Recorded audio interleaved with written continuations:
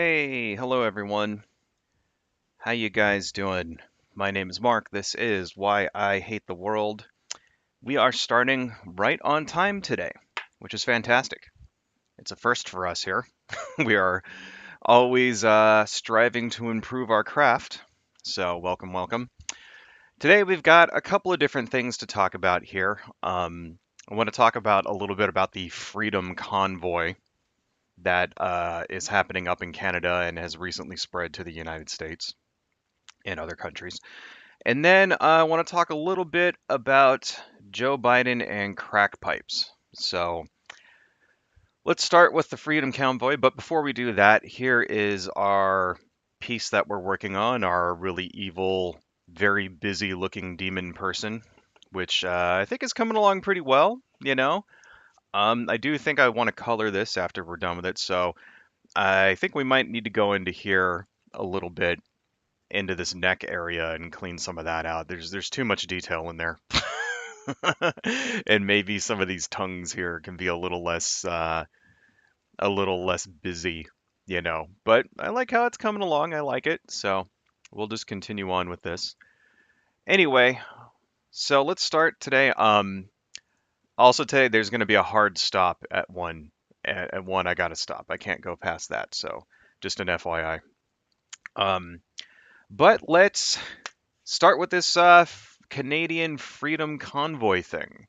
All right, so this is kind of come out of left field here. See, the thing is, folks, we never hear about stuff like this in the United States until it affects us. You know, news like Canada to us in the United States is just sort of like some vague, faraway land where things may happen or may not. I mean, we're not even really sure that it exists, really. I mean, all we really know is that it's cold up there, and there's like really good hockey players, right? And really good maple syrup. That's all we know of Canada, right? So we don't. I mean, I don't know. I mean, I'm sure there are probably people in the United States who follow Canadian politics, but it's not. Canadian political news is not head top of the headlines here in the States. Not really, most of the time. So it's kind of, so when you do get news like this out of Canada, it's sort of like, oh yeah, wow, what's going on out there? It must be crazy if we're like finally hearing about it, right? And apparently it's pretty freaking crazy, you know.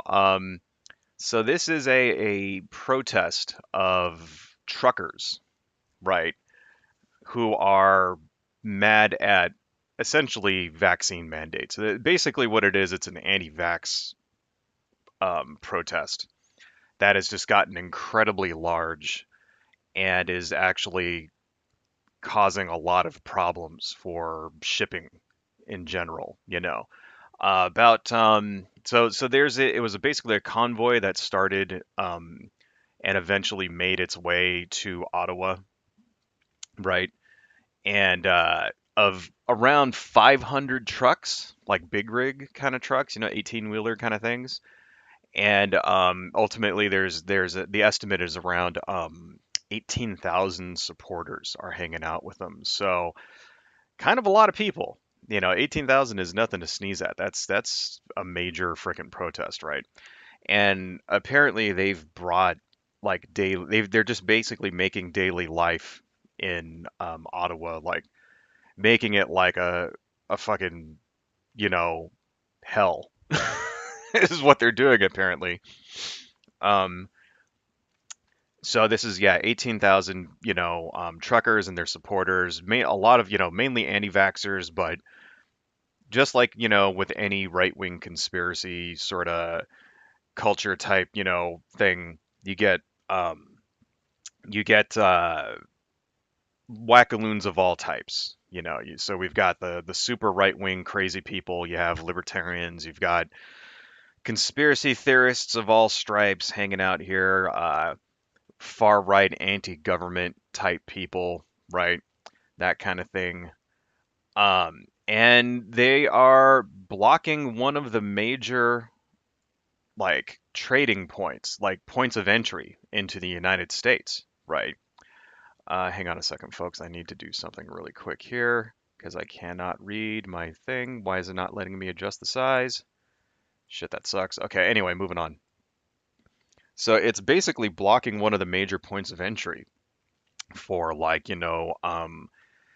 trucking, overland trade between the United States and Canada, which I read that this is brought basically about a third of all the trade to a standstill, which is like holy shit, that's kind of huge. This is like basically making people lose billions and billions of dollars. That's the thing that we got to remember here, right? Because it's just inside and so in the United States and Canada, basically shipping between the two, right? So if it's a third of all of the trade between the two countries is stopped, then that means that corporations and companies and retailers and everybody else, trucking companies, whatever, they're losing billions and billions of dollars over this. So this is not like some Peasly little fucking, you know, bullshit protest, right? This is having a major fucking impact, you know, which is funny because if I remember right, last month the conservatives were losing their minds over the shipping crisis that we have here in the States. Do you remember that? Remember how, because due to the Rona, shipping has kind of like been screwed up and there's boats hanging out like the coast of California and everybody was losing their minds and complaining, saying that, oh, we can't buy toys and shit for Christmas, and this is all Biden's fault, blah, blah, blah, blah, blah, blah, blah, that the shipping is screwed up. And now they're kind of doing it themselves, right? They're attacking a very vulnerable, I guess, industry at this moment in order to, make it so that more people can die from a pandemic. Right. Because that's what this actually is. Okay. So let's not, um, sugarcoat it. Right. These people actually are doing this because they want to be able to spread a disease and kill people. Right. There are some talk on the left about people like kind of saying, well, um, especially when it comes to people like Marxists and shit like that, right? There is a lot of talk of people saying, hey, well, these are the workers here. We're supposed to be supporting the working class. These are the actual populist workers or whatever, so we should be supporting them. And the thing to remember about this protest is that it's not about wages, right? It's not about making the lives of the actual truckers and the people who are actually doing the work any easier, right? It's not about that at all. It's an anti-vaccine protest, right? This protest started because rules were enacted on both sides, from Canada and the United States, saying that all truckers that go over the border have to be vaccinated, right? And you would think that this is, what you would want during a pandemic where literally thousands of people are dying per day, right, in your country, in the United States at least, not in Canada, because Canada has actually like done a much better job at handling COVID than we have. So they don't even have numbers anywhere close to our like sick and dead numbers, right? But, you would think that if your goal, right, was to reduce the number of infections and deaths, then one of those things that you would do in order to do that is to reduce the number of people coming into your country who are infected, right? In fact, I remember Donald Trump talking about this way back when it started. If you remember right, Donald Trump, one of the things he first did was stop travel from Europe, right? And stop travel from Asia on planes. And he took credit for that shit and said, see, if I didn't stop travel, then the pandemic would have gotten out of control. Do you remember that? And it was for about 3 weeks in January of 2020, where he was like, I stopped travel of this. And then there was another thing where there was like a cruise ship that had 25 people who were infected, right? And Donald Trump didn't want them to come back into the country. You remember that? And he like boasted about that shit because these people were fucking American citizens, right? And if you're an American citizen, you have a right to enter the country, whether you're fucking sick or not. Whether you have to like quarantine or something, that's different. But you don't, but he basically fucking kept them on this ship and said, no, they can't enter. And the reason why was because at that time, we only had something like 25 cases in the whole country. And he was like, I don't want to double the number of cases we have, right? Well, that actually was, I mean, kind of a bullshit, like, fucked up way to go about it, but they got a point. You don't allow sick people to enter your country during a pandemic, right?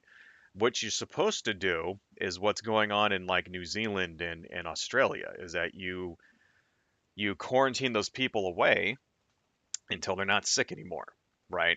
That's what he should have done. What he actually did was fucking keep them on the boat because he's an asshole and an idiot and doesn't know what the fuck he was doing, right? So just everybody else who was on the goddamn boat got sick, right?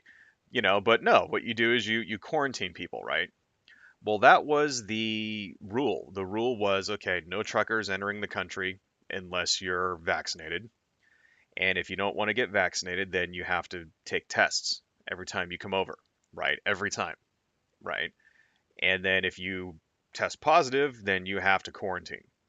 That was the rule, right? Why is that a bad rule? What's wrong with that? You have, according to that rule, you have the option of not taking a vaccine if you don't want to and still keeping your job, right? You just have to take a test. And, if you're sick, then you gotta quarantine, right? Well, fucking, if you go to any country on earth right now, at least any country that's taking the pandemic seriously, if you enter the country, even if you're not sick, they make you like quarantine. Like I remember my father went to England because my little sister lives in she lives in fucking Wales, which is crazy. Like she sends us like photos of like the street signs, and the street signs are like 47 letters long and shit, and it's all consonants. Anyway, and he went there recently to go visit her, and he said, yeah, well, we had to quarantine for 14 days after we got there. And this was even, and they're vaccinated and they make you take a test before you come over and all that other shit. Why do they do that? Because they don't want people coming into the country spreading, another variant of something, right? And it could be that even though you took a test, like you have to take the test within 3 days, right, of arriving or before you depart, right? Well, during that time, you could have come in contact with somebody and not know it, because that's the insidious thing about this disease is that it has like a 14-day incubation period, right? So, hey, Fat Man TV, how you doing? Yeah, I heard about that too. There might be a trucker strikes on the Super Bowl on Sunday. That I hope they do it. I hope they do it because there's going to be nothing that's going to turn the average Joe Blow, like sort of normal, ordinary American beer drinking person away from this shit as if they fuck up the Super Bowl. They're gonna piss off like everybody. So yeah, do it, guys. Go for it. But anyway, yeah, that's what you got to do. If you go to another country, you have to like, you have to take tests. You have to sequester yourself, even if you're not fucking sick. You have to like, these guys, they're not even saying that you had to, this rule doesn't even say that you have to quarantine for 14 days. It just says if you're positive, then you got to quarantine. If you're not positive, you're fine.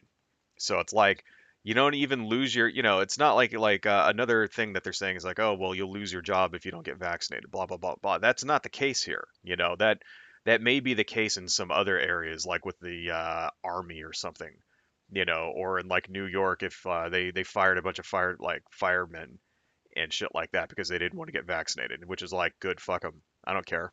Too bad, or they let go of a bunch of cops. They fired a bunch of cops in New York City because they didn't want to get vaccinated. Good, go be a cop somewhere else. Seriously, fuck you. I don't care. I don't even give a shit anymore because it's been 2 years. Everybody knows, at this point what COVID-19 is all about, right? Everybody knows how to stop it, And if you're still too fucking stupid to get vaccinated, then your dumbass doesn't deserve to be a police officer. You don't deserve to be a nurse. You don't deserve to be a doctor. You don't deserve to be a firefighter. Kiss my ass, because you're going to spread it to somebody else and get them fucking killed. And these are essential workers that we need, but we need them to not be spreading fucking disease. That's that's the long and the short of it. And if you don't like it, then good. Get the fuck out. You don't get to be a cop anymore. You don't get to be a firefighter anymore. You know? Oh wow, that's gonna ruin your career that you've been at for 20 years. Cry me a fucking river. I don't give a shit anymore. I don't give a fuck. I don't have a lot of sympathy for these people at all. I don't. Okay, not after 900,000 people have died, from this in this country alone, right? And that's a low estimate. That's the people we know about. That's not counting people that didn't get tested.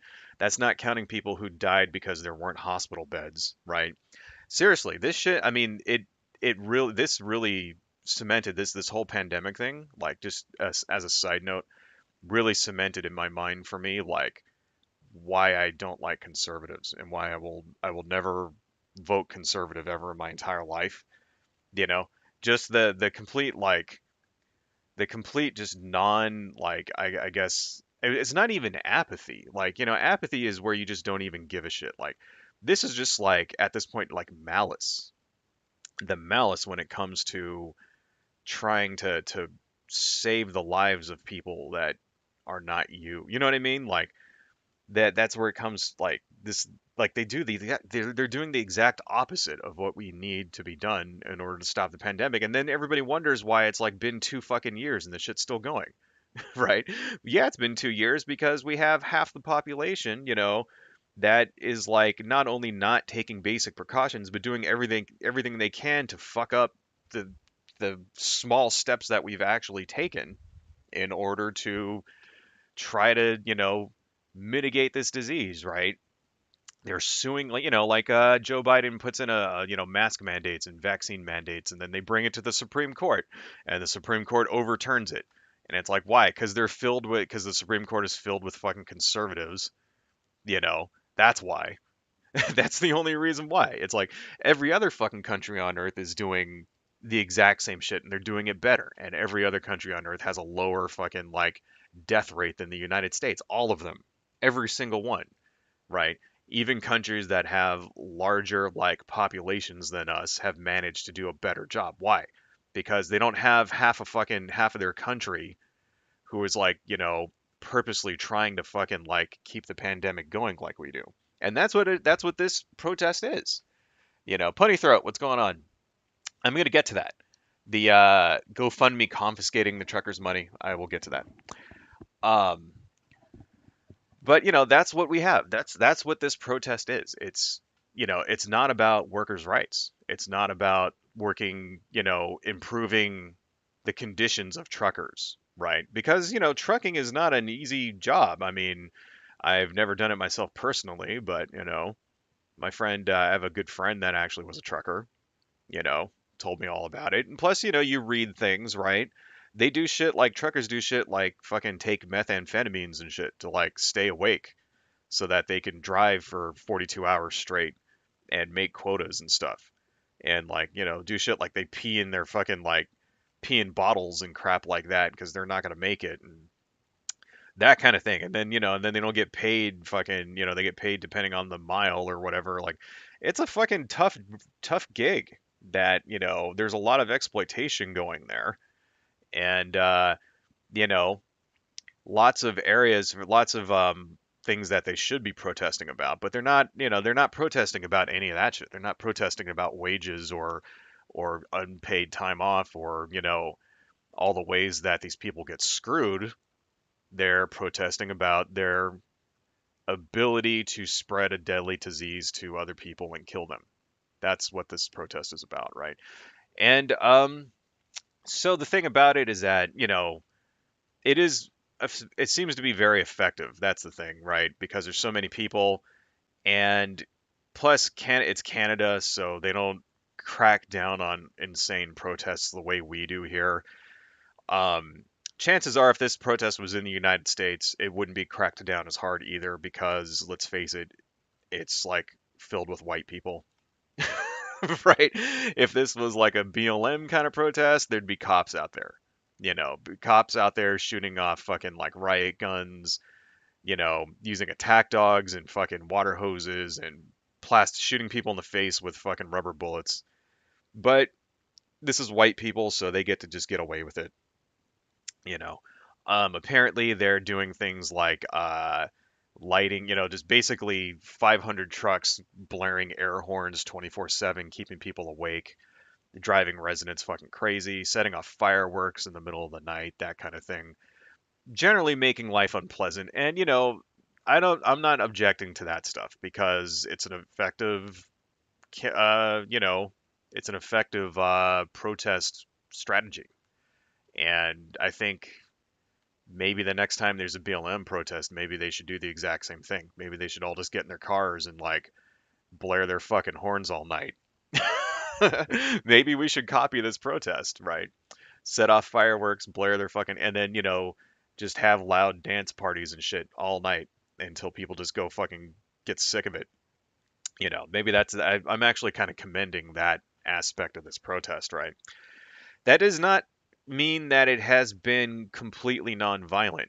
There have been reports of lots of assault, right? Mainly from people who live there in the area who want to be able to go to sleep at night and, go out and confront these people and get their asses beat and get in fights and stuff. That there's been lots of reports of that. There's been reports of lots of sort of hate crime, like borderline hate crime sort of assaults, right? Because these are right wingers once again, and it doesn't take much for the insane racists to show up at all these protests, right? There was also a report of, so there's been violence there, right? There was a report of someone trying to burn a house down with the people inside of it, right? And I wasn't able to verify this, so this might be just a rumor, but apparently some people went out to confront these guys because it was like 2 in the morning and they fucking were like trying to sleep, and it resulted in a fight. And then a couple of people went to the building you know, where the guy lived that came out, and then set a fire in the lobby of the building, and then duct taped the doors together, right? And tried to burn the building down. And I wasn't able to find the actual news story that detailed this, so take that with a grain of salt. That might be, just a rumor, right? But if that's true, that's fucking like attempted murder right there. That's just not just arson. That's like straight up murder because, everybody else that lives in that building would have gotten killed too, right? That shit is not funny. And if that's the case, then this shit needs to be shut down. Like if they're going around like threatening to burn people to death, then end of protest. Sorry, move in with the fucking riot cops and shut the shit down. Because you lose your right to peaceably assemble once you start doing shit like that. Once you start burning shit down, once you start like trying to murder people, uh, you know, you've just like lost your First Amendment right to peacefully protest. Then again, this is Canada, so I don't even know if they have that right. I'm sure they probably do. I don't know what the Canadian Bill of Rights are, you know. But still, that's not funny. That's not funny shit at all. That's fucked up, and those people need to be thrown in jail. They need to find out who did that, because you can't be burning people to fucking death while they sleep, right? Um, so there was also another protest that just started in the United States. Unfortunately, I just saw that right before the wow, why did that do that? Okay. I just saw info on that right before this started. So I don't have any links to it or whatever, but maybe we'll do that, on another stream. And then also there is another protest in New Zealand of the same thing, which is like the thing about that is that it is most likely not a coincidence. It is most likely the same people or else, people who are in contact with the original uh, you know, organizers of this protest who set those together, right? It's very, very unlikely that someone in the United States just said, or in New Zealand rather, just said, "Hey, we should do the exact same thing." No, no. Probably set up by the same people. The one in the United States most definitely is organized by the same people. And we know this because some of the organizers in this protest have connections to the United States, right? Um, for example, Pony Throat, you were talking about the GoFundMe that got like confiscated, right? So the GoFundMe was actually set up by someone in California for this, right? So that just kind of shows you right there. It had like a California address on it, right? So somebody there was, you know, in contact with someone else in the States, and that's how it. So it's like it's not that much of a grassroots thing, is it? Right? It's very much, something is happening here, right? Now, here's the thing about this, right? So we were talking about here, the reasons why, and it's because this is a an anti-vax protest, right? And we kind of went over already, like, yeah, it's a good idea to keep people from entering your country who have disease, right? This actually used to be, a right-wing talking point literally less than I mean, just a couple of years ago. This was a thing that the right wingers always said when it came to like immigration and stuff like that, right? And in particular, why they, like, do you remember in 2018 you had those migrant caravans, right? Um, I want to show you this. This is from BuzzFeed, right? Let me just turn on my monitor here. This is from BuzzFeed, 2018. Fox News is now saying without evidence that the migrant caravan might spread diseases. Right.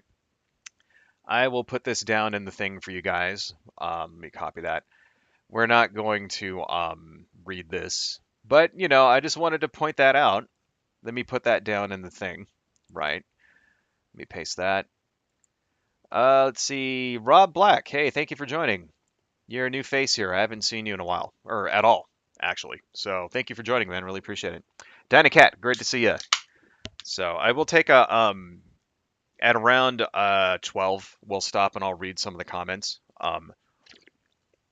This stream is going to be a little short. I'm going to have to leave at like 12:45. Just a heads up. I got people coming and looking at my house today, so got to get ready. But anyway, wanted to put that down there in the chat so you guys can read that later if you want. That's an article from 2018. When, if you remember, during the midterms, it was a big deal about this migrant caravan was on its way to the United States, and it was like thousands of people are going to show up and invade our country or whatever. That's what the conservatives were saying, what the Fox News people were saying, shit like that. And one of the reasons that they didn't want this to happen, because they can't just straight out say, oh, it's because we don't like, we don't like brown people. They can't just say that. They have to come up with bullshit excuses. And one of the bullshit excuses they came up with was, well, they're going to spread diseases. Oh, they're going to spread smallpox. They're going to spread fucking polio. They're going to spread all of this shit. You know, all diseases that we have very effective vaccines for, I might add.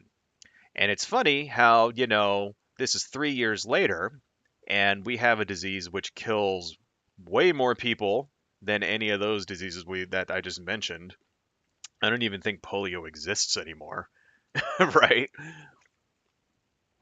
I think that was bullshit to begin with. And it's funny how now not only do they not care about that point anymore, they're doing the exact opposite of what they used to care about. So now if you go on Fox and you cover this, you see their coverage of this protest, do they bring up the disease coming into the country angle anymore? No. No, they don't. Why? Is it because what? Because this is white people at this protest? Is that why they don't care about the diseases anymore? Is it because it's COVID and COVID has to be fake or whatever. That's really the reason. The reason why is because it's all bullshit to begin with. They never actually gave a fuck about the migrant caravans to begin with either. They never cared about the diseases, whatever, and they'll just say whatever they want to say in order to get people to vote the way they want to vote because it's not actually news, it's propaganda. That's why. So it's just funny to, point these things out. Nothing changes people's minds more than hypocrisy, right? So, when you see people talking about this shit, make sure to point this all out to them later. Yeah, what about those fucking caravans that were supposed to be spreading disease? How come it's bad for them to do it, but it's okay for these assholes to fucking like bring disease into the country? That's bullshit. Anyway, the thing is that this protest is kind of useless to begin with because first off, in Canada, most of the truckers are already vaccinated, right? Something like 90% of all of the truckers in Canada are already vaccinated. So what's the problem? So this is big ass protest is just for 10% of the fucking workforce? Like seriously? 10% of people can't just like get a test instead of getting vaccinated? I mean, yeah, okay, sometimes you can't get vaccinated because you're immunocompromised and there's reasons why. Sometimes that is a legit thing to say.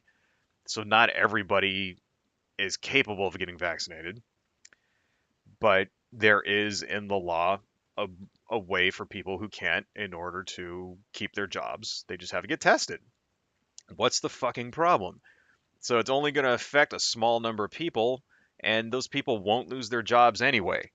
So why are all these assholes out there protesting? It's because it's fucking total bullshit, right?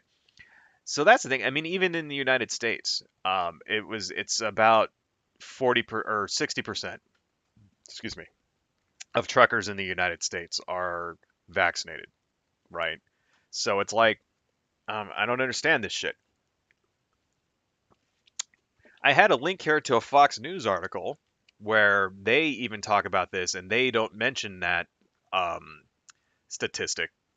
Every other news outlet that I went to, everything from The Guardian to Newsweek to, even other right wing shit, all mentioned the fact that 90% of Canadian truckers were vaccinated. The Fox News one didn't.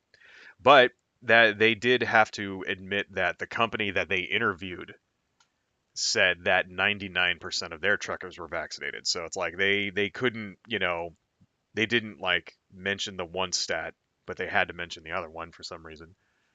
That's funny. I'll see if I can find that. I'll put it in the chat after the stream. I had it here and then I accidentally deleted it. But I don't know. It's funny sometimes to actually like kind of see the different types of coverage that you get from, you know, news outlets when it comes to stories like this, and you can see, the bias, where the bias lies, you know. And it's even helpful sometimes to look at left-wing bias as well, but I don't know, maybe I know I have my own bias that makes me criticize the conservative news more than the non-conservative news. I know that this is a failing in myself and I'm working, but still, it's just funny how blatantly fucking biased the shit is. Right. Anybody remember when the news at least tried to be objective? Like maybe it never was, but that was at least like one of the things they would try to do is they would try to make it seem like it was like actually objective and they were actually telling the truth and blah blah blah blah blah. It's like I like how they don't even fucking try anymore. It's like goddamn, I don't know. Anyway, so 70% of people in Canada actually support vaccine mandates, right?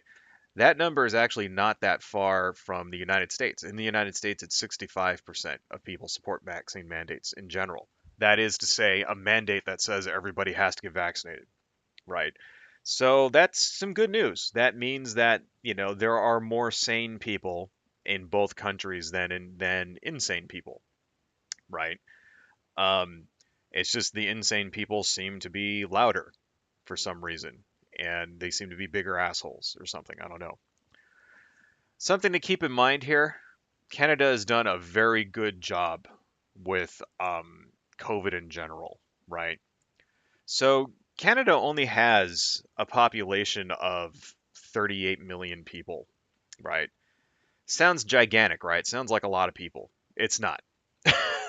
California has more people in it than Canada, which is kind of crazy. California has 40 million people. So think everybody in California, like, you could take everyone in Canada and move them to California and there would be room. Right? So they've done, but they've done an incredibly good job in Canada in reducing their numbers of deaths, you know, and infections. They've had roughly 3 million infections, right? Um,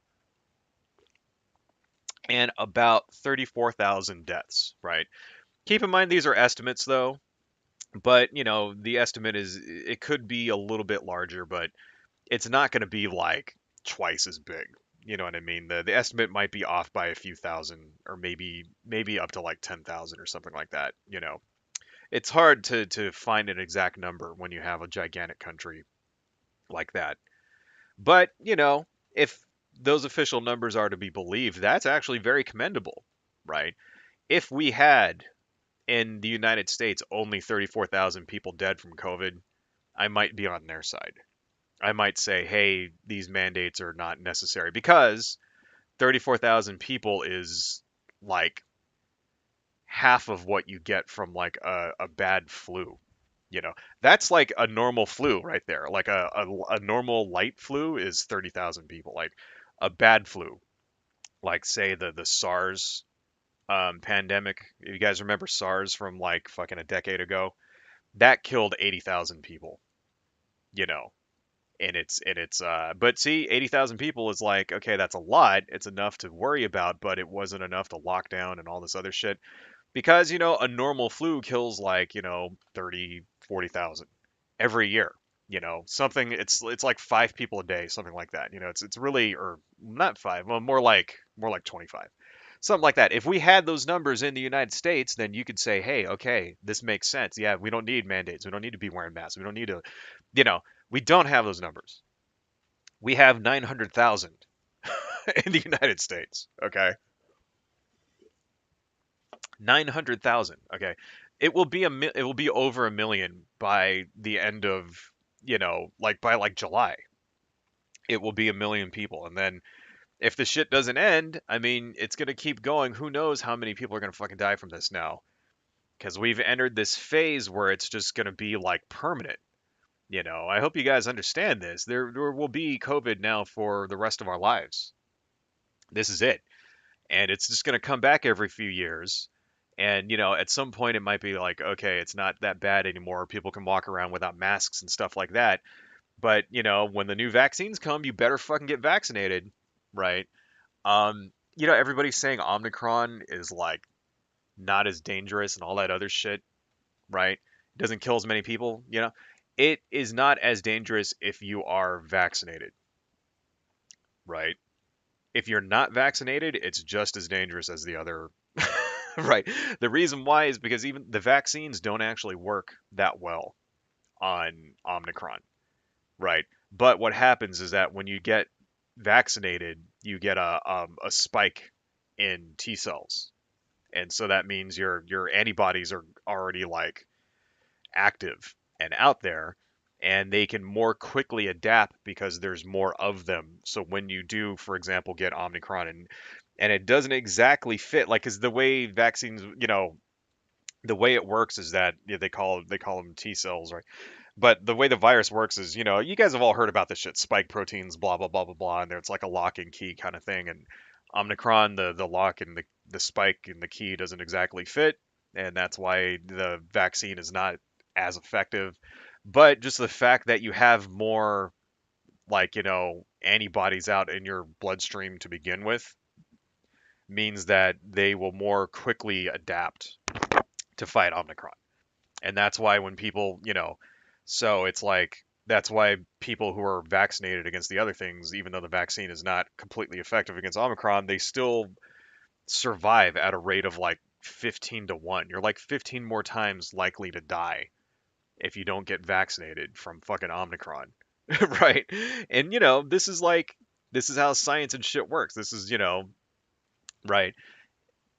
I don't understand that. I don't understand how anybody can see that and still think that it's like a bad idea. I mean, I guess, and the only thing that I could like get, I mean, I guess if you have people telling you that it's all fucking, the mark of the beast or something, right? You know, and that's something that we can't underestimate either. Just the religious component in all of this. You know, there's kind of a reason why you get like they call it crank magnetism, you know, like wackaloons all sort of kind of converge on each other. So you go to any given like Trump rally or something, you see lots of the usual conservative moron type people, gun nuts and those types of people, you know. But then you'll also get like people like flat earthers and like conspiracy theorists of all type, people who think the moon landing was fake and all that shit. And it's because, when you're open to extreme ideas, you attract extreme people. And then you're open to other extreme ideas as well. So then you start getting QAnon people, and you start getting like people who think that, like, yeah, Hillary Clinton is a zombie who's like worshiping Satan and is also a lizard person at the same time or something, right? You start getting all of this shit. And so this is like, these are the types of people that are showing up at this protest as well. Um, there were pictures of Nazi flags, right? I got one right here. Here is the actual. Let's see. Can I do this? I want to show this to you guys, but I don't want you to see my notes. Let me see here. Can I get rid of that? No, I can't get rid of this, can I? Oh, anyway, let's turn this on. Here's my laptop window. Here's the Nazi flag that showed up at this protest, right? So you can kind of see, okay, we got the Canadian flag, we have the Don't Tread on Me libertarian Gadsden flag or whatever that's called. And then up there you go, National Socialist showing up, right? Funny how, crazy right wings of a feather flock together. Really like these fuck Trudeau flags here too. I like how it's like, why put a Canadian leaf over the U? Like, you think that's gonna make it good, okay, for the kids or some shit? Just write the word fuck. Nobody cares. You're protesting, for fuck's sake, right? You're protesting next to a guy with a fucking swastika. No one gives a shit if you like have a flag that has a dirty word on it. Anyway, so yeah, here's another one. Let's see. Here's another example of one of these freedom guys. This is the No Lives Matter people, right? So, yeah, it's a little blurry. It says No Lives Matter to the psychopaths in charge, is what it says. So, not exactly. I mean, it's kind of parodying. They're like sort of making fun of BLM here, but I don't know. It seems a little racist. This Holocaust sign here, that's definitely fucking racist, you know. You always get these assholes talking about how COVID mandates and vaccine mandates and shit like that is just like the Holocaust. When it's like that comparison, God. I mean, I like how they just can't go 5 seconds without being fucking anti-Semitic. And that's the other thing. It creates this victim narrative. It's like, oh, we're just like the Holocaust. Oh, they're killing us, shit like that. When in real life, it's like the exact opposite. This is shit that is keeping people alive. You know, the comparing the fact that they have to wear a mask to go into a fucking Taco Bell and shit with like a Jewish ghetto in the fucking 30s. It's mind-blowingly stupid and racist and just, I don't know, kind of sickening. It makes me sick. It feels inside. I feel sick inside when you see shit like this. Because the thing is it's because there's not much you can do about it. I mean, what can you do? Can you go to this person? You're gonna go there, beat this person up? No, nothing you can say to this douchebag driving the car here is gonna change this person's mind. You know, there really is nothing. No matter how many times you debate this person here, they're still going to believe the same stupid racist shit. The only thing we can really do is try to, deprogram these people when possible, which I don't even know how possible that is, right? And then also try to prevent them from taking power. That's really kind of where I'm at right now. I mean, yeah, deprogram people if you can, but at this point, it's like I would just be happy if they just lose elections for the rest of their fucking lives, right? Like, you know, and throw them in jail when they break the law, prosecute them to the extent of the law when you can, shit like that. It's more of like at this point, it's like it's not even like fucking like we can't make any ground with these people. It's more of like we have to contain them and try to keep their lunacy from spreading, and try to keep them from taking power. That's where we're at right now when it comes to the culture war, I guess, the larger political ramifications of the culture war. I guess that's how you would say. Anyway, so yeah, lots of crazy fucking people there, right? We were talking about numbers here. So yeah, just to keep this in perspective, right? So in Canada right now, they've had 34,000 deaths from COVID, right? To keep this all in perspective, the United States has had 900,000 deaths, getting close to a million, right? This past Thursday, February 10th, right? 3,261 people in the United States died from COVID. Okay. Less than 20 died in Canada. So that kind of shows you where they're at versus where we're at. And they're the ones protesting mask mandates. That kind of blows me away, right? Um, to keep you in mind, so we said, that's one thing I want to kind of emphasize here is that lockdowns and mask mandates and vaccine mandates actually work. They do work, right? And right now, the proof is in the pudding because in those states in the United States, excuse me, I got to scratch my head here. Headset's a little itchy. In those states in the United States where people have gotten vaccinated, where we've had mask mandates and stuff like that, the spread and the deaths have been lower, right?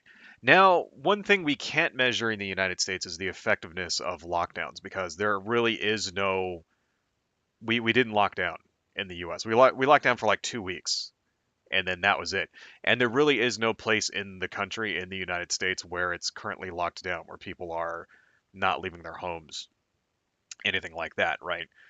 Um, we can say it's effective. We can look at places like China, where, like, I mean, yeah, they basically point a fucking gun to your head and say you're not leaving, but they've been able to effectively prevent the spread of COVID there, if their official numbers are to be believed, right? We can look at places like Australia, which has had like way, way, way less deaths and infections than even Canada, right? I mean, we're talking like it's like something like actually, let's look up how many people. Let's look up coronavirus deaths in Australia because it's low as fuck. I know that much. Let's see. Coronavirus deaths. See, the cool thing is all you got to do is type that in. It goes straight to Google.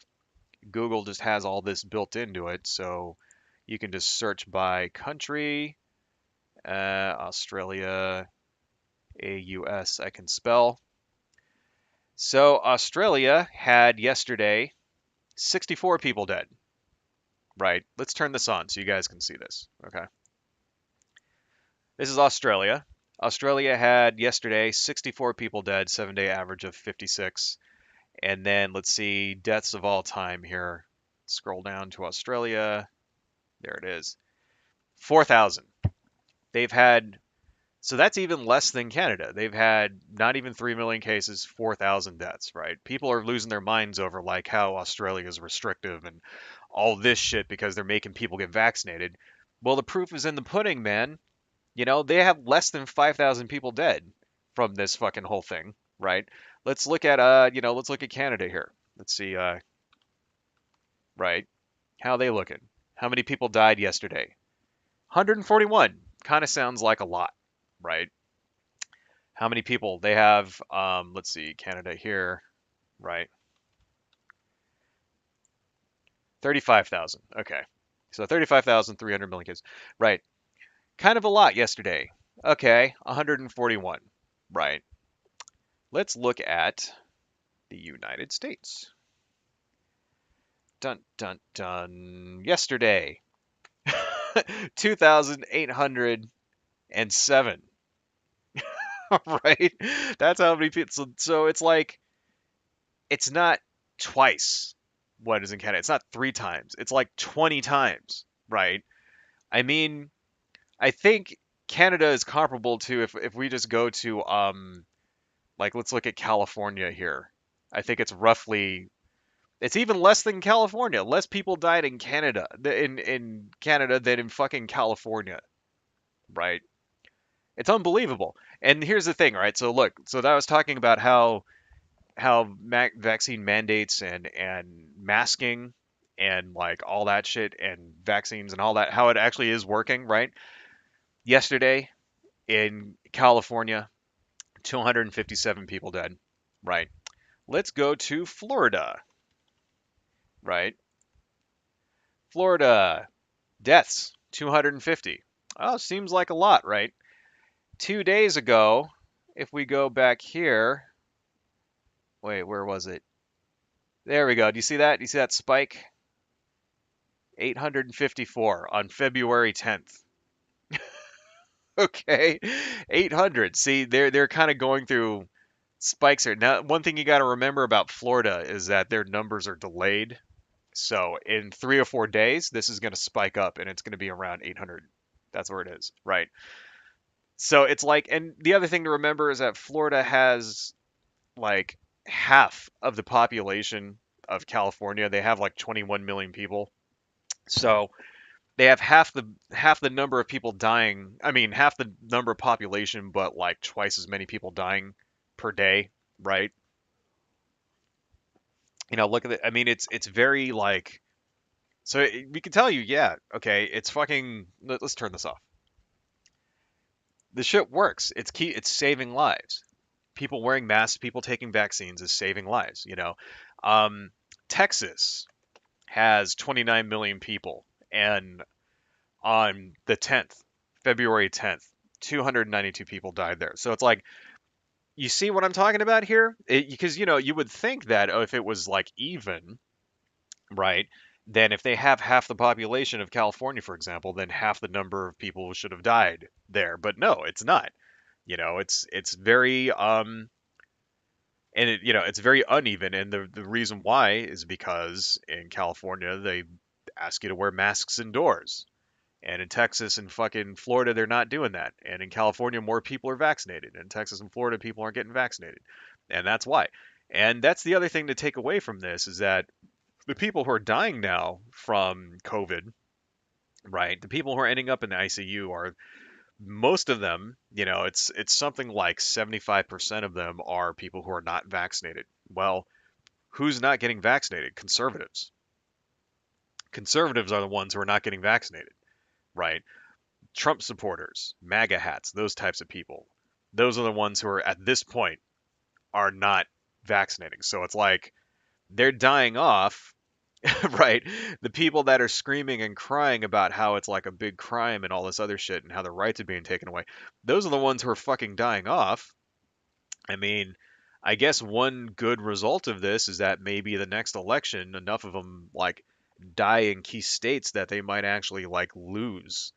And that's, one really fucking morbid kind of like messed up way to try to draw some silver lining out of this. Right? It's screwed up and it shouldn't have to be that way and it sucks. And it wouldn't be that way except these people are too fucking stupid to get vaccinated or to like wear a fucking mask.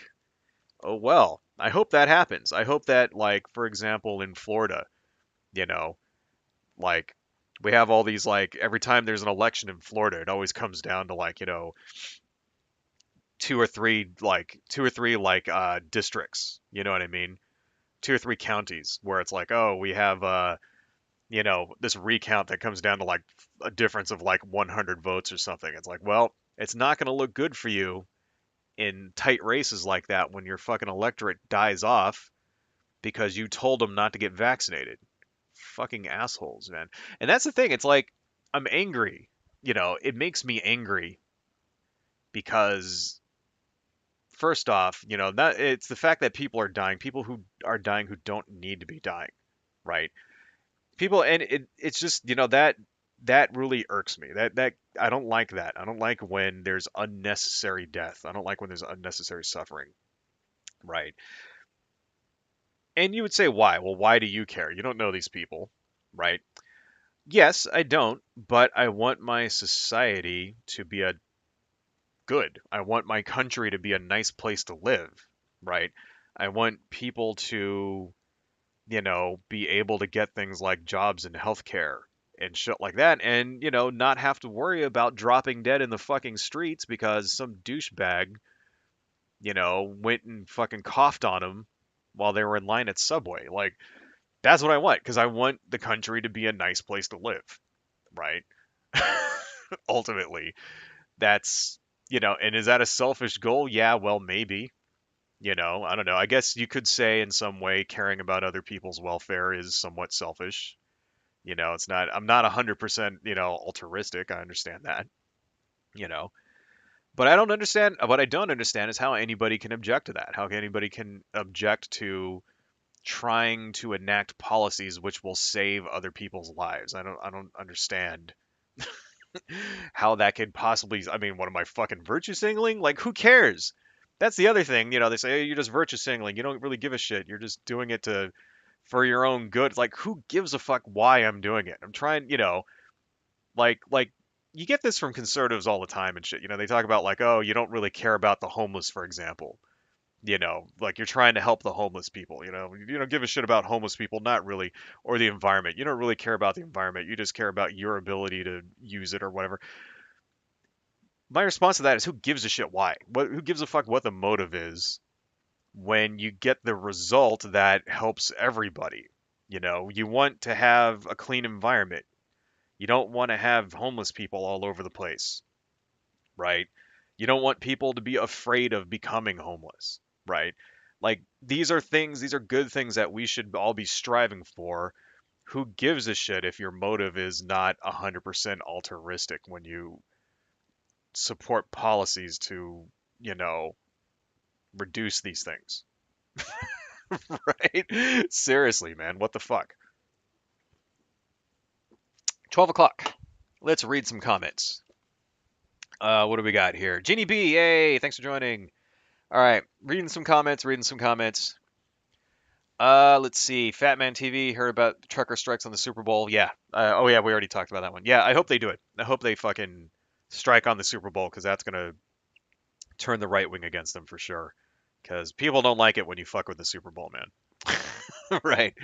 Pony Throat, what are your thoughts on the GoFundMe confiscating the truckers' money? Okay, that was actually going to be a point that was coming up. So, I'll keep it for that. Pony Throat, fun fact, Sweden never into lockdown or imposed any restriction and has a lower death rate than most countries. The UK has de facto abandoned all COVID restrictions and has not seen a rise in death. I don't know about that. You know, let's look that up. I mean, I know that Sweden doesn't have 900,000 people dead, right? But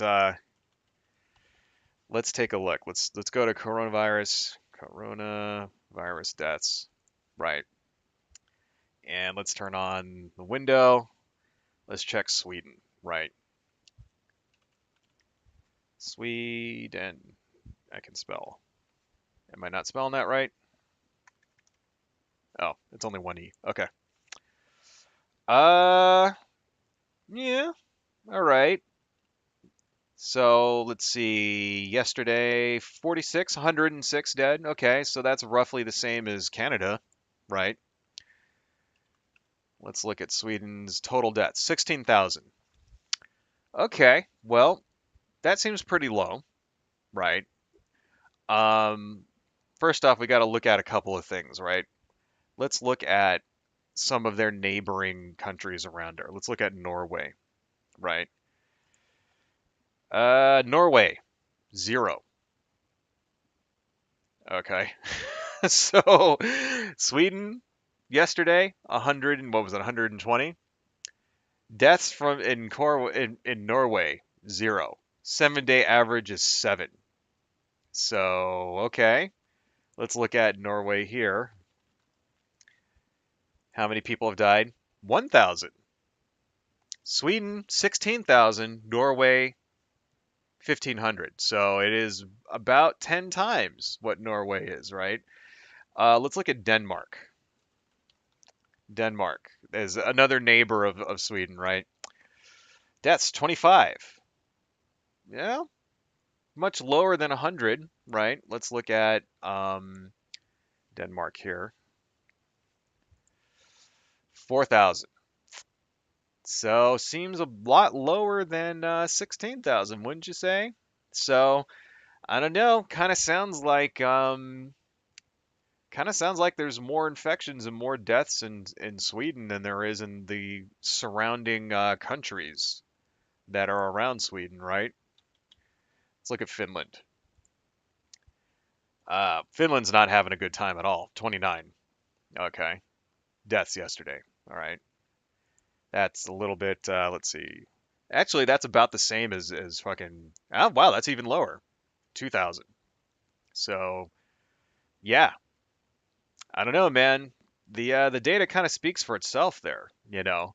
And yeah, okay, here's the thing about that. If we even had any of those numbers, right? If we had 29 people dead per day in the United States, that would be, I would say the pandemic is over at that point, right? If we even had 16,000 people dead at all, completely 100%, you know, I'd say I'd be on your side. I'd say, yeah, dude, we don't need fucking mask mandates and all that stuff, right? Blah blah blah. But we don't, man. We have a fucking almost a million compared to these people. Now, there could be also lots of reasons why. Like, because you notice even in Sweden, the numbers of deaths are way lower. So that's definitely true. It's way lower. It's like, you know, so why? Why would it be way lower? Well, there's lots of reasons why. One reason could be because of general health in the country, right? Less obese people, uh, less another reason is, like less people with like comorbidities, right? Why would they have less comorbidities? Because they have socialized medicine. That's the other reason, right? People in Sweden and in Norway and Denmark and in all those other countries, like if you get sick, you just go to the doctor. You don't have to worry about it. Point of sale, you don't have to lay out fucking, $5,000. They don't do shit like charge you for just going to the emergency room. That's the thing that happens in the United States, folks. For any of you guys in the chat who don't live in the United States, even if you just go to the emergency room in the United States and a doctor does not see you, you still get charged. And it'll be like fucking $5,000. Like seriously, you'll get charged a shitload of money for just showing up. And like they go, "Oh, there's no doctor here," and then you just leave because it's too busy. Too bad, paying anyway. Step a foot in that emergency room, you're paying. So they don't have shit like that they don't have that problem in Sweden, right? So that's another reason why in all of those countries in Northern Europe, the numbers of deaths are way lower. People are generally healthier. They eat better food there. The reason why they eat better food is because wages are higher, so they have things like vegetables. You know, in the United States, we have entire segments of the population living off of fucking McDonald's. We do, because in certain cities, in certain areas of certain cities, they're called food deserts, right? There's no grocery stores. So like if you live in like, downtown some like, LA or some shit, you might have to drive fucking like 5 or 6 or 7 or 10 miles to get to a fucking grocery store, right? Because there aren't any around there. But there's a fucking McDonald's on every like corner. You know, there's a gas station that sells milk and shit like that. But you're not getting like milk. You're not getting healthy stuff there. There's no produce there, right? this is a problem in lots of places in the United States. And then you wonder, well, why is obesity so, why is like, 60% of every person in the United States obese, you know, because there's shitty food, right? Like that's another thing. So they don't have that problem in the northern. So there's lots of different reasons, it's not just, not masking up and all that stuff. Plus they also have much lower populations. They're spread out, that kind of thing. You know what I mean? And but it is kind of undeniable. It's like you can even that though. It's like, well, yeah, so this Sweden didn't do lockdowns, they didn't do mask mandates, and they didn't do any of this stuff. But the number of infections and dead people is much higher there than it is in its neighbors. So it's like, you know, in some of them by a factor of four. So it's like, yeah, I don't know. I mean, some of that I think can be attributed to mask mandates, right? I don't know. We need, what we need is we need some scientists. We need scientists to go and study that, and before you can say it, but kind of sounds logical to me, man. Um, Plenty throat. To be fair, if this was a BLM protest, there would be more looting and burnings, buildings burning. Well, to say that there wasn't looting and violence at BLM protests would just be wrong, because it is true. There was, but it's also true that the vast majority of BLM protests were nonviolent, you know. So, like, for example, Portland, those were the violent ones. Portland, Oregon was like kind of a hotbed, right? But, there were BLM protests all around the country, and it was something like 97% of them never turned into, you know, riots. So, but I mean, the point is taken though, because it definitely was a thing that happened over last summer and the summer before. Just I think it might be a little exaggerated, right? Um, BLM could just steal some cars if they need them, because we'd never see BLM burning things down. Yeah, well, let's see. Rob Black. Why I hate the world is because your family who claim to be religious and love you don't care if you're homeless during a global pandemic, and you even have a job and they still don't care. Classist racism. Yeah. There is. Yeah. I mean, the thing is, yeah, in the United States, we do have a definitely huge problem with homelessness. Um, I think. See, that's the thing, right? So I say a lot of bad things about religion, a lot, and then you can kind of gather from my streams I'm not a religious person, right? I don't think religion in and of itself is a bad thing. Not at all, right? This is why I'm not like one of those like militant atheists. You know what I mean? Like I think religion can be harnessed to do great things for people, and because it has in the past, right? Um Good example of that, of how like religion can use its powers for good, is the abolitionist movement, right? Abolitionists were first and foremost spawned from basically churches, you know, Christians in the 19th, the 17th, and or the 18th and 19th century were the ones that got the abolitionist movement going, that wanted to end slavery in this country, right? And I mean, of course, there were other people on the other side who also used the same holy book and, tried to justify the practice of slavery, right? But that doesn't change the fact that it was like, the abolitionist movement wouldn't have started if it wasn't for basically people who were religious, religious Christians that wanted to, end the practice, right?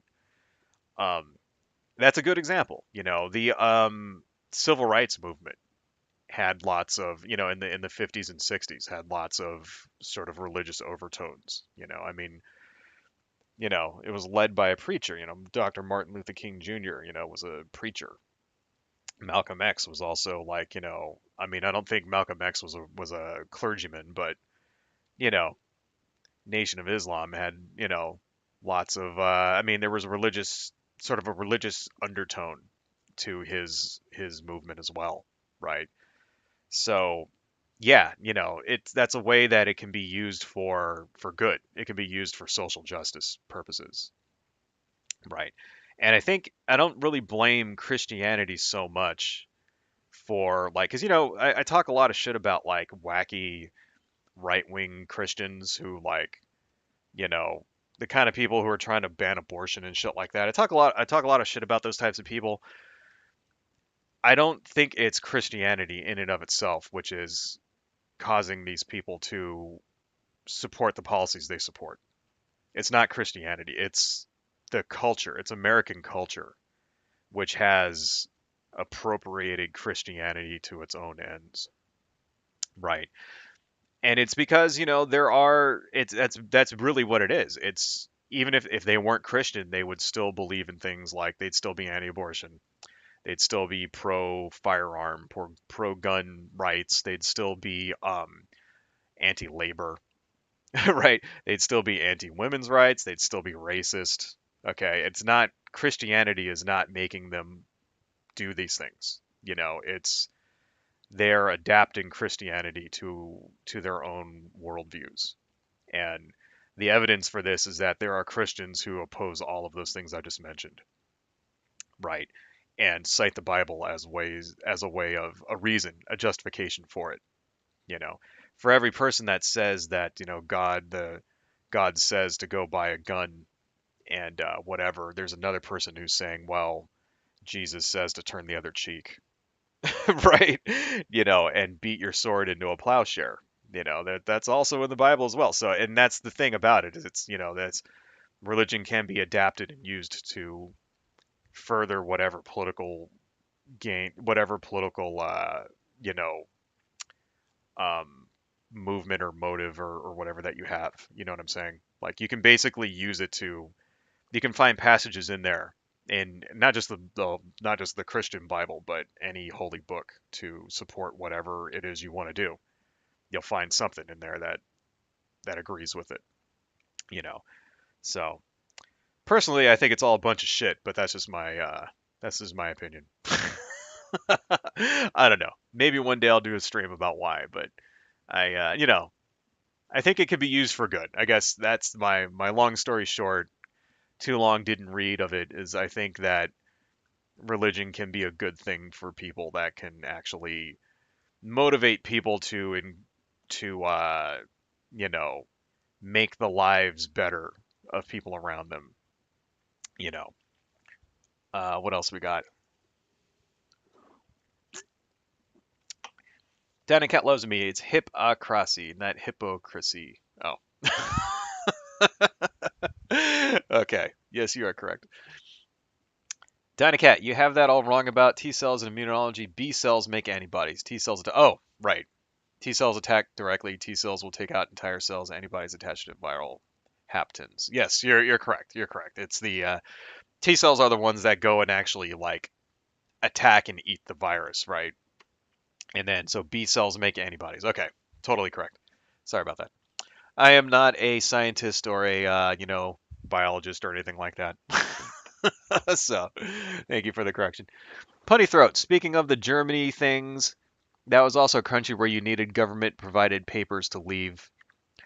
Um, this is true, but that was a different reason, right? I mean, are you talking about Germany in the 40s? Like you needed papers to leave or whatever?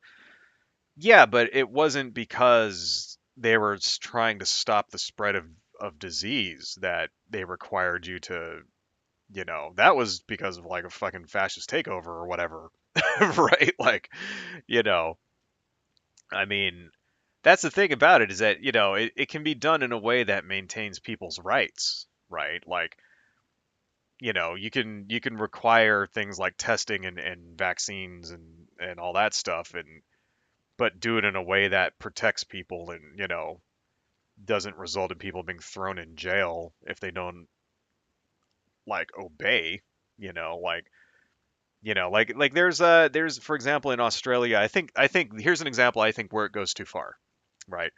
In Australia, there's a law that I think they were planning to do this. I don't know if they actually passed it, where if you don't get vaccinated, they were going to fine you $5,000, right? I think that goes too far. I think that's a violation of somebody's rights right there. That's basically the government forcing you to get vaccinated, right? I think you should have the right to not get vaccinated, but if you don't get vaccinated, then you lose privileges like, you know, ability to go into a restaurant if the restaurant owner doesn't want you in there. I think that's perfectly fucking reasonable, you know. And especially when it comes to things like travel, right? You have the ability, like right now in the United States, if you wanted to go to England right now, like I said, you have the ability to go there if you're not vaccinated. You just have to take a test and you got to self quarantine, right? And there's nothing wrong with that, I think. I mean, it's a pain in the ass, but it's not taking away your right to travel, right? Just means you have to go through these extra steps. I see nothing wrong with that either. Basically what I'm trying to say is that there can be a balance. Like this thing with the truckers, right? You don't have to get vaccinated. They're not going to fire you if you don't get vaccinated, right? But then you'd have to go through these extra steps, and that's your choice. Your choice is vaccine or testing and isolation. So which one is it going to be? But they're not going to fire you from your job. You know, like I think that was maybe a little too far. Like in New York and stuff, they fired a bunch of firefighters and shit. That there, I think, is justified. I think that is justified, right? Because these people are coming in contact daily with lots and lots of other people, and you know, their like potential to spread the disease around is much larger than someone who just works at home or whatever, you know. And plus, they work for the government, so fucking the government gets to tell them what to do. Kind of like if you're in the army, right? If you're in the army, you don't get a choice. Fucking, you're getting vaccinated. Too fucking bad, right? And if you don't like it, then get the fuck out. And I see nothing wrong with that. I also reserve the right of employers to enforce this on people as well, right? And the reason why is if you got a problem with that one, you got to talk to the Republicans because they're the ones that basically set that precedent. They set the precedent that your employer is allowed to dictate your behavior outside of your work. Your employer is allowed to dictate the way you look when you're on site, right? To a certain extent. And, also when I say your behavior outside of your work to a certain extent. For example, if you get caught doing something illegal or whatever, or saying something racist and it's on your Facebook profile, your employer has a right to terminate you for that, right? Because you are basically a public face of their company, and it messes up their reputation. So if you, for example, get caught, like film yourself in a Starbucks saying some racist shit or something, and you get busted, and your employer fires you, I see nothing wrong with that because that's you are representing that company, and it's their freedom of speech to basically not do business with you, right? This is a very libertarian way of looking at it. This is one thing I agree with when it comes to like libertarians, and they talk about reputation. This is what it is, right?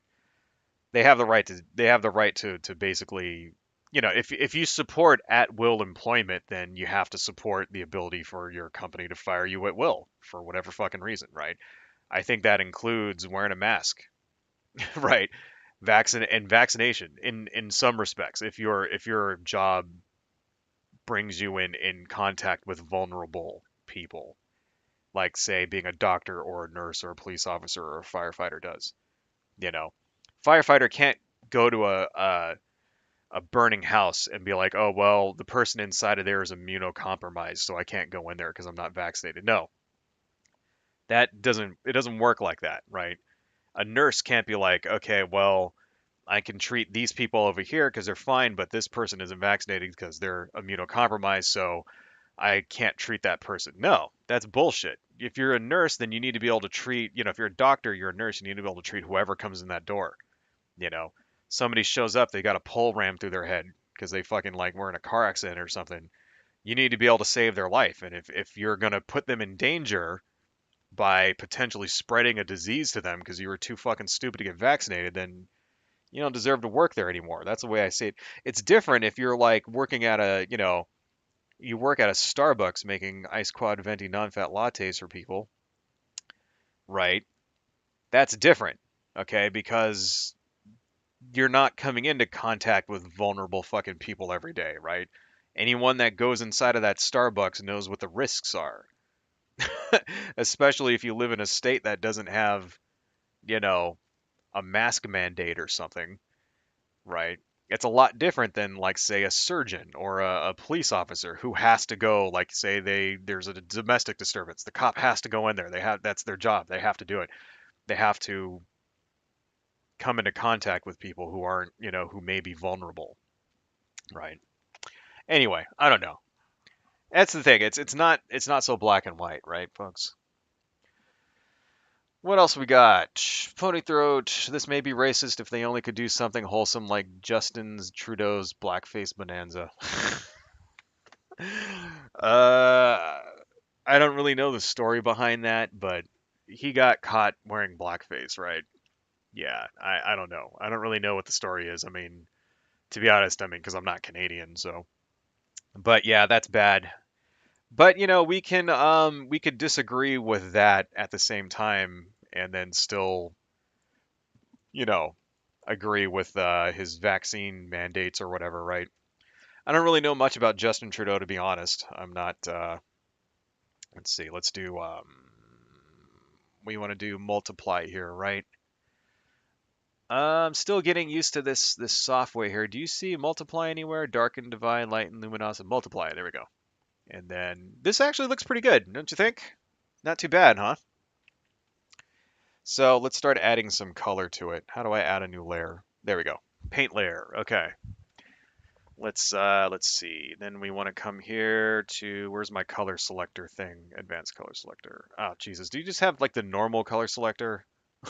Like I don't want an advanced one. I just want like boxes, you know. Fuck it. Okay, whatever. Cancel that. Just have to figure. See, I don't really like these weird sliding ones like this. It's too, yeah, whatever. Figure it out. Okay, that's good enough. Let's read a couple more comments though. Um, Lewis the Hedgehog. Hey man, haven't seen you around in a while. How you doing? Let's see. Where were we? We were way up here. All of this simply because people are afraid of needles. Maybe, yeah. I myself do not like needles. I can tell you that, but you do what you got to do, right? Let's see. Who else we got? Dynacat. Australia has less than 20 million total population, though, and Canada is less than 40 million. This is true, but it should be proportional, right? So, yeah, they do have like way less people and thus way less people dying, but I don't think anybody would disagree that it's like, in the United States at least, it's fucking way out of proportion. Right? Like, we got a million fucking people almost dead here, you know? Anyway, we need to make that. It's too soft. Let's see. How do I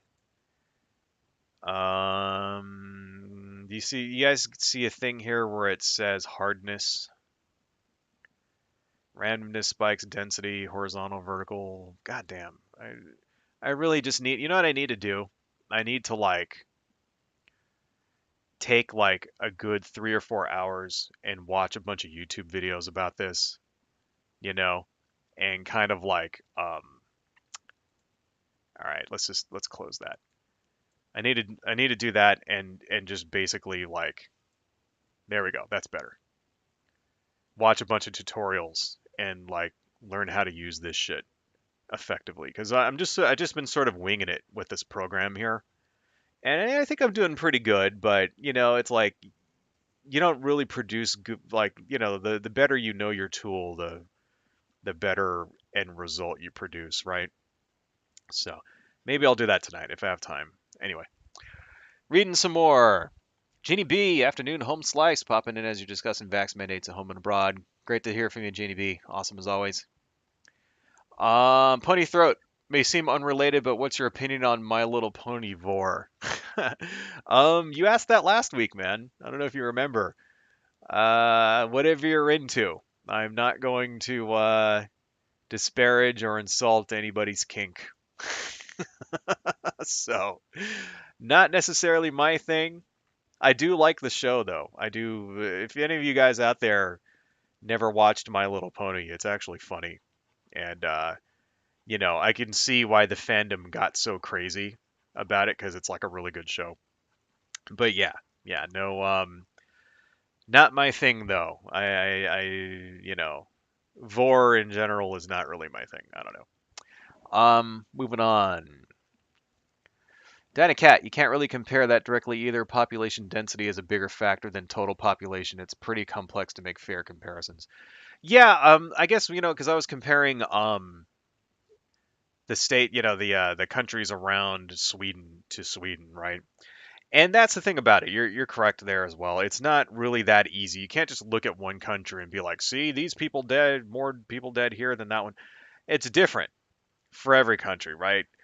But you can get a general sense of, what's effective and what isn't, right?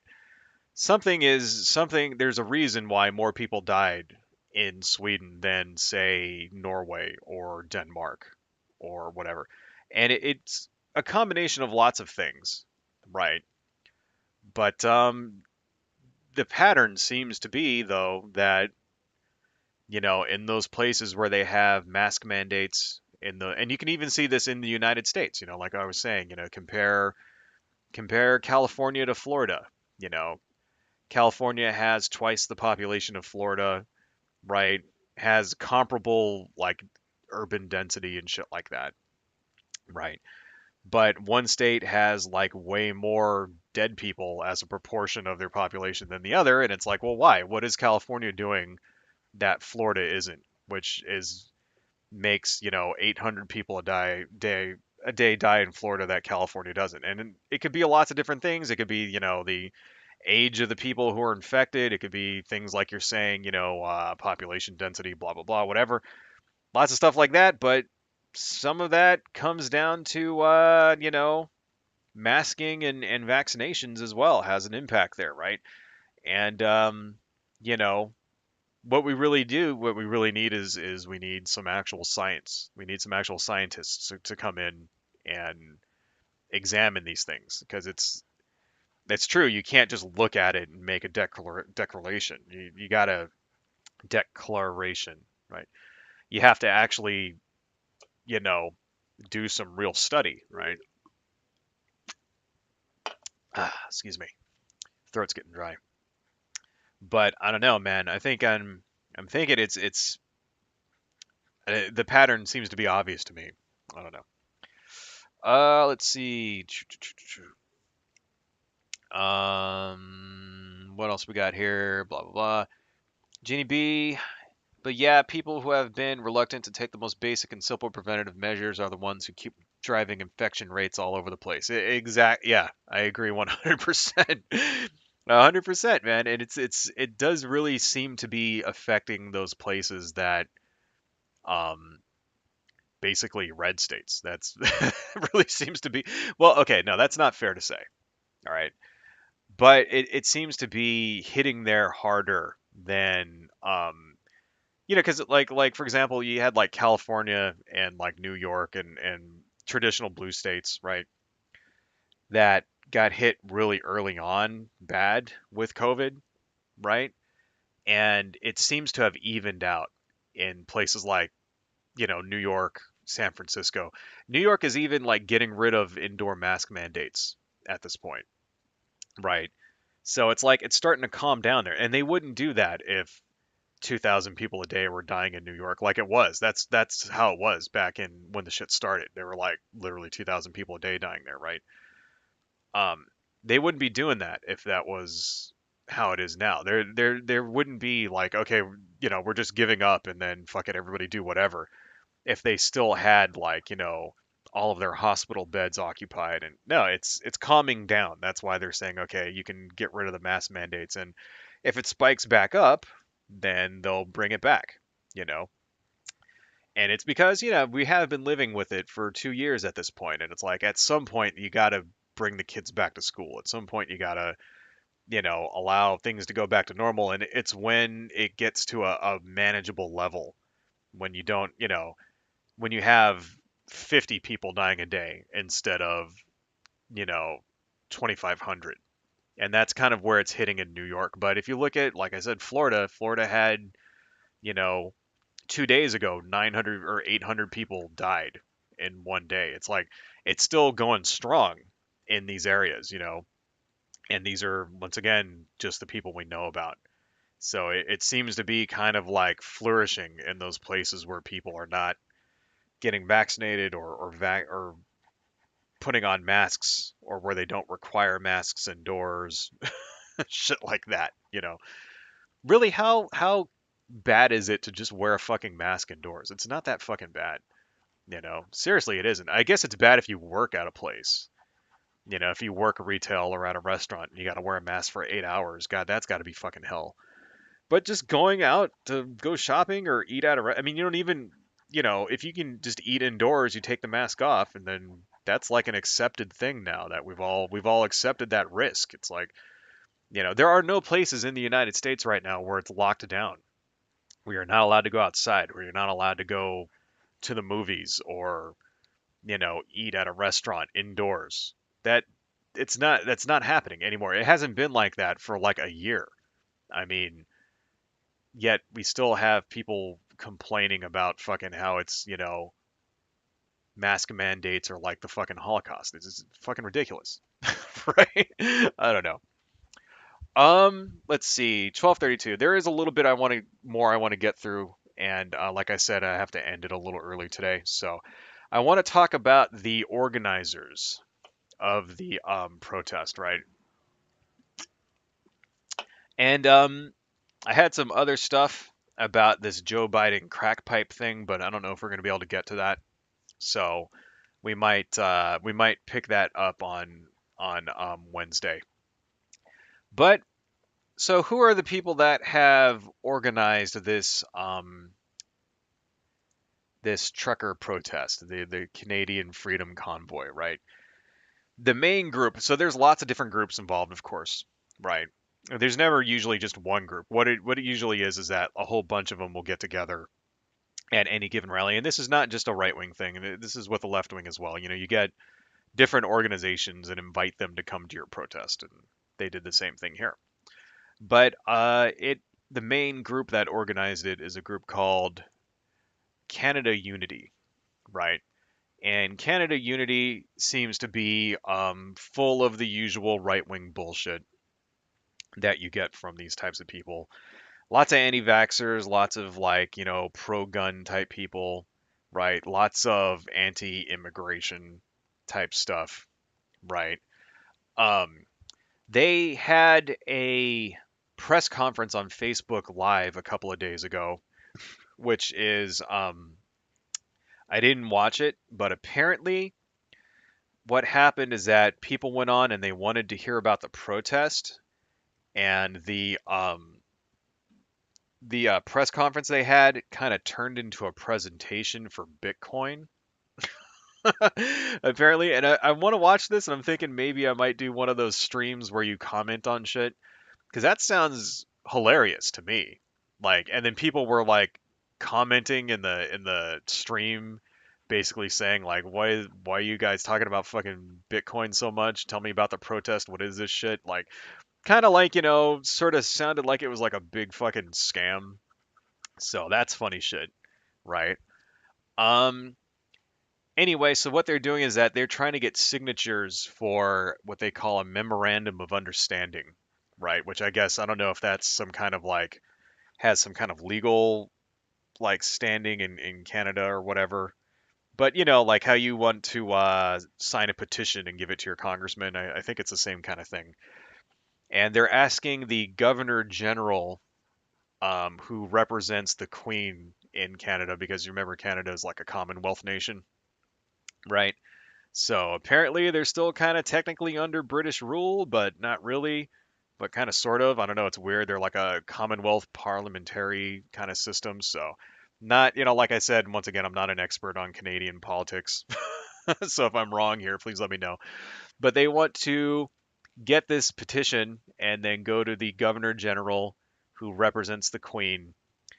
And they want them to rescind these public health measures, right? Or dissolve the government.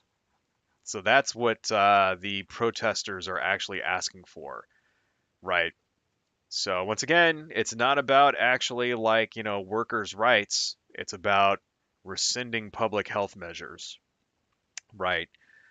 Um, which is, of course, apparently these two things are something that the governor general is not able to do, apparently. Like, they don't have the power to rescind public health measures or dissolve the government, right? So it's sort of like they're not going to get what they want, because it's not possible, apparently. Um, so the head of Canada Unity is a guy named James Bowder, Bauder. Am I pronouncing that right, Bowder? And he's an anti-vax kind of person. Is also a follower of QAnon. No surprise there. Funny how we never seem to be able to get rid of QAnon. Every time we talk about right wing politics, they always show up somewhere, right? He has called the COVID-19 pandemic the biggest political scam in history. You know, it's all fake, right? 5 million people, getting close to 6 million people dead worldwide, all fake. They were all robots or clones or some shit, obviously. It's just a scam. He's also said that he's a supporter of the bioweapon like leak theory of the origin of COVID, where like it's the Wuhan like lab leaked a bioweapon. So apparently COVID is all a scam, and the people didn't actually die from it, but it's also a bioweapon at the same time. I don't know how that happens. How can it not exist but also be a bioweapon? Like it's I don't know. That doesn't make a lot of sense to me, you know. um, and he also thinks that George Soros is involved somehow. George Soros, of course, has to be involved in anything and everything when you're a right wing conspiracy theorist. He's sort of like George Soros is sort of like Doctor No, like a James Bond villain, or like fucking the Kingpin, right? Or like Doctor Doom, kind of sort of like he's like a super villain to every person who believes in right wing conspiracy theories. It all traces back somehow to George Soros. It's always got to be the evil Illuminati run by George Soros, who, even though he's Jewish, is also a Nazi somehow. I don't know how that works either. Um, so talking about the GoFundMe that you brought up, Pony Throat. GoFundMe, they raised roughly $9 million on GoFundMe, and then GoFundMe pulled it, right? The reason why they pulled it was because of reports of violence, like I said, people getting beat up and people getting arrested, and then also an attempted murder and arson, shit like that. That's the reason why GoFundMe pulled it. My opinion on that, why? I mean, you know, I'm a little mixed on that, right? I don't like the idea that, a funding platform like that can just nix you like that immediately and then you don't get any of the money. I can understand why that pisses people off. At the same time, it's their platform. They can do what they want, you know? Um, I think there could be another balance there. I think it could be a good thing to say, like, maybe you put a rule saying, okay, we're going to cut your funding, but you get what you already earned, I could see that being a compromise. I don't like the idea of passing a law that says companies are not allowed to remove someone from their platform. I don't like that. I'm a firm believer that a company is has should have the ability to deplatform people if they want. You know, the reason being it's because they don't, if you're doing something that they don't want to be associated with, like say trying to burn someone to death in a building, then that makes that company look bad if they continue to do work for you, and then other people are going to not want to do business with that company, right? You know, same kind of thing. It's like it's basically just like a whenever someone wants to boycott somebody, you know, a corporation, a company, should have the ability to engage in boycotts as well, right? But I don't like the idea of them just going, okay, well, you had $9 million and now it's ours, or we're going to refund it to everybody.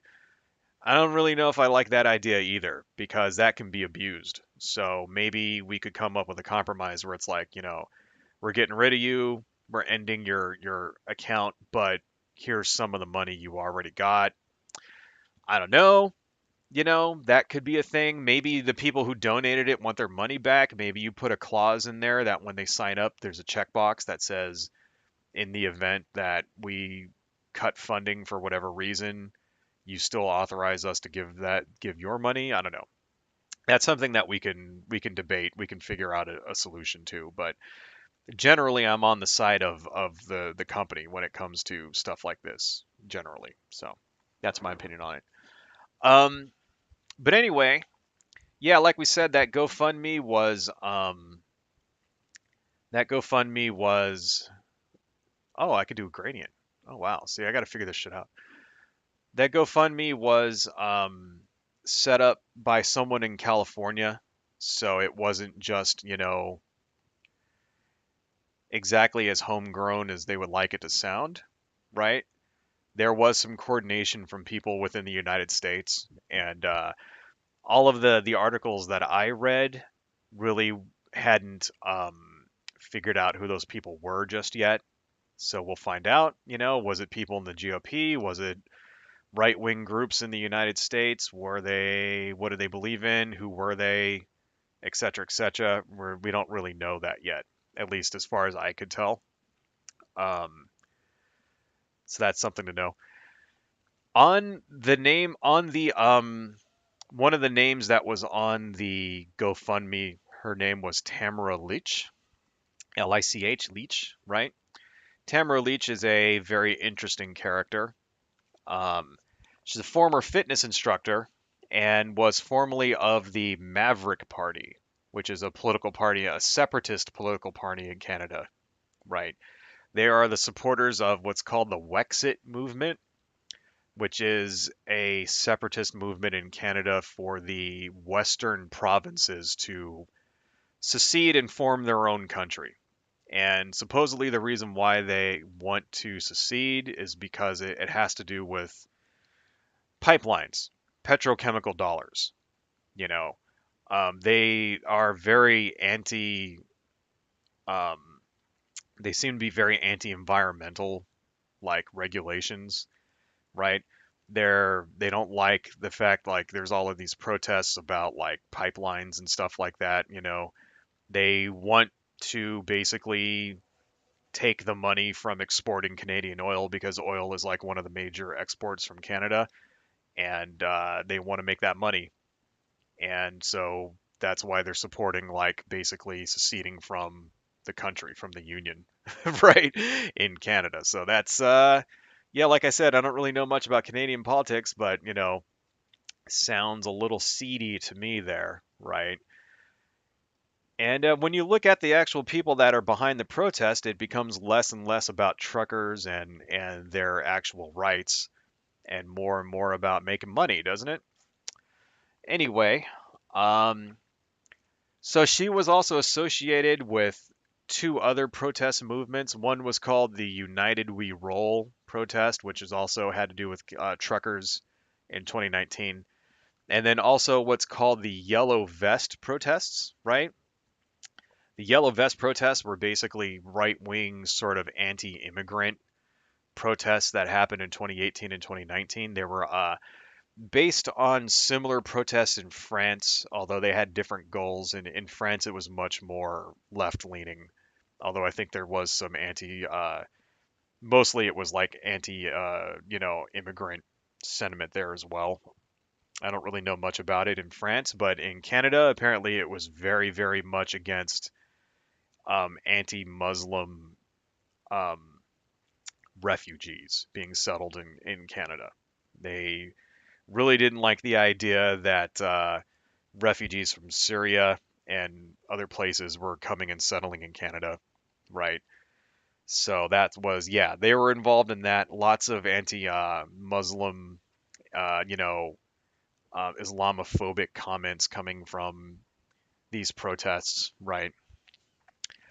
Um, at a few of these, at the United We Roll protests in 2019, they had protests in around 30 cities. One of them that was in the capital of Canada hosted an alt-right speaker named Faith Goldie.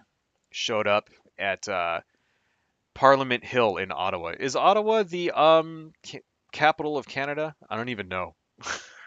Is it Ottawa? Anyway, so yeah, this right-wing speaker shows up and speaks at one of their protests for this United We Roll protests that were in Canada, right? Faith Goldie is, of course, a white supremacist, white nationalist, alt-right influencer, you know.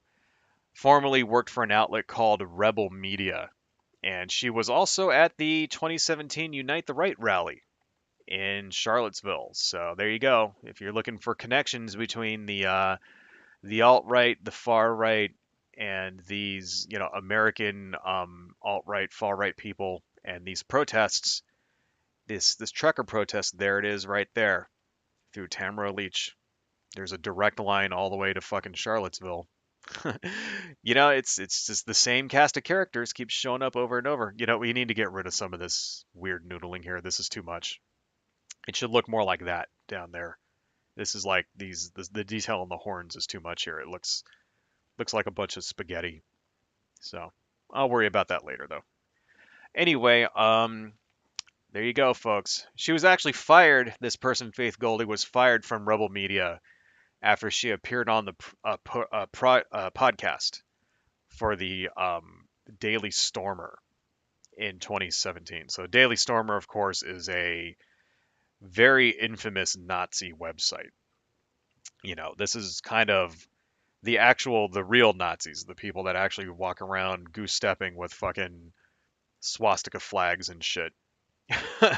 That's the Daily Stormer, right? So there you go, folks. If you're anybody denying that there were Nazis at this fucking protest, nope. Definitely were fucking Nazis there. Another guy's name was BJ Ditcher. He is also his last name Ditcher, Dichter, was another name that was on the GoFundMe for this United Freedom Trucker thing. Right. He was a former diamond engraver, and he is a self-described equal rights activist. He actually ran for office in Canada for what's called an MP, which is a member of parliament, and he ran in the Toronto Danforth district. Right? Are they called districts? I'm not even sure if they're called districts in Canada, but I'm just going to call it a district. Um, he, of course, got busted sharing a video in 2015 as he was running for office called the Crusade against Islamization of the World. So yeah, that kind of shows you what Dan BJ Ditcher is all about. Benjamin Ditcher is his name, but they call him BJ apparently. That's what he's all about. Very anti-Islamist kind of person. He also has a bunch of racist tweets. One that stood out to me was about a sushi restaurant where he basically tweeted Paraphrasing here, he tweeted that the sushi restaurant next door sounds like they're cooking wet dog. That's what he tweeted out.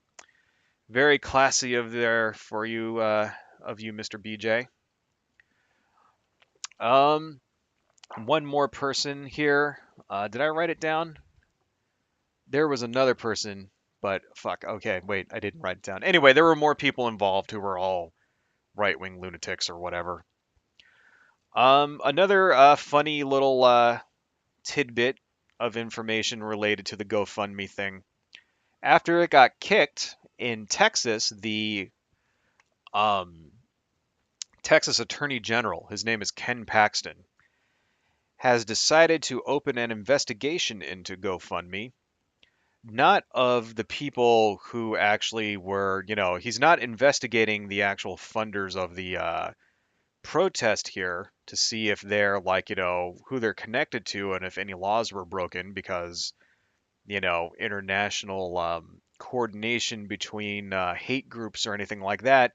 He's not investigating that. He's instead is investigating GoFundMe, the corporation, to see if they broke what's called the Texas Deceptive Trade Practices Act, right?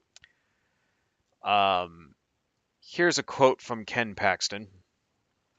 GoFundMe's response to an anti-mandate, pro-liberty movement should ring alarm bells to anyone using the donation platform and, more broadly, any American wanting to protect their constitutional rights. Their constitutional rights in Canada. This is what he's talking about. This is not even, remember, this is a Canadian protest, protesting Canadian laws, and has nothing to do with America or Americans' constitutional rights. Moving on. Many Texans donated to this worthy cause. I am acting to protect Texas consumers so that they know where their hard-earned money is going, rather than allowing GoFundMe to divert money to another cause without the consent of Texas citizens. I will get to the bottom of this deceitful action. Please keep in mind, when GoFundMe cancels an account like that, all of the money gets refunded. So no, GoFundMe did not divert any money to any other cause. That didn't happen. Right. Ken Paxton sounds like he's running for higher office to me. Sounds like he's trying to get himself into the news because this is kind of the hottest thing in the news right now in order to, get his name out there so that when he runs for governor or some shit in a few years, people will remember who he is. That's what it kind of sounds like to me. So yeah, expect nothing at all whatsoever to come from this investigation in Texas. Anyway, folks, like I said, we're 10 till. I actually got people coming because we're looking to move, so got people looking at my house, so I gotta end this. Anyway, but we're looking pretty good here, don't you think? I think it's turning out nice, and we're gonna color it, and right now just putting sort of a base color down, and we'll make it all weird and fleshy and gray and gross. So I think our piece is coming out well.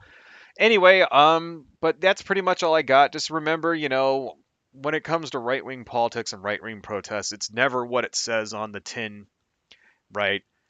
There's always ulterior motives. The people behind these things never actually do them in order to protect people's rights or to protect or to increase workers safety or to get them better wages or any shit like that.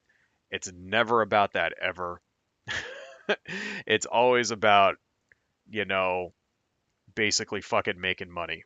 And that's what it looks like. That's what it looks like to me, when you look at the actual protest, what they're actually protesting for, and the people who are actually organizing the protest seems like they're just kind of using it to make money. That's what it seems like to me. Anyway, guys, thank you all so much. I gotta go ahead and start ending this because, you know, I have to like vacuum the floor and shit like that before they come over. But I really appreciate you all for coming. Um, Let me just do my ending speeches and stuff like that here. Let's see. Let me turn on my other monitor. And if you guys like what I do and you want to see more of my work, you can check out my webcomic. It's at hawanja.com, which is basically about ninjas and people getting punched in the face and stuff like that. I just put up a new page and finished a chapter, so working on it. It's coming around, right? So please check me out on hawanja.com. I will put that down in the chat for you guys in a minute.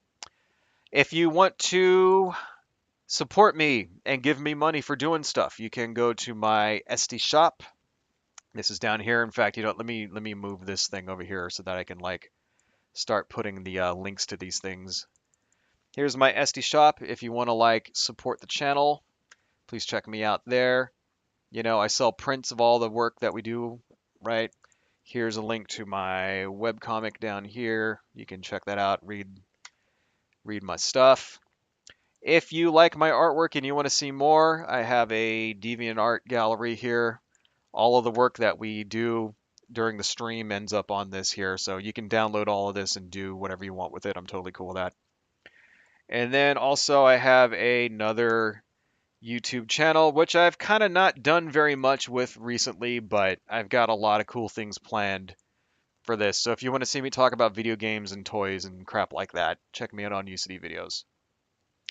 Anyway, guys, I really appreciate it. Oh wait, did I just not have that on this whole time? I didn't, did I? God damn it. Son of a bitch. Well, anyway, here's my webcomic. Here's my SD shop. This is my YouTube, my DeviantArt gallery. This is my other YouTube channel. Please check all that shit out. Links are in the chat. Appreciate that, guys. Anyway, I gotta get going here. I think we will pick this up on this coming Wednesday at 8:30 because I wrote this whole thing about Joe Biden and crack pipes and how it's bullshit, and I really wanted to talk about it, and we just ran out of time. So please join me on Wednesday at 8:30 p.m. Pacific Standard Daylight Time in order to talk about crack and Joe Biden. Anyway, guys, really appreciate it. Thank you all for coming. Thank you, Dynacat. You're great. Peace 3. Hey, thank you. Thank you for joining. Really appreciate that. Pony Throat, thank you for joining as always. Jeannie B, great to hear from you. You're awesome. Lusa Hedgehog, great to see you as well. You are the man. Rob Black, thank you for joining as well. Really appreciate everybody that came. Fatman TV, thank you for joining also. And I will see you guys all next time. Thank you all so much. Adios.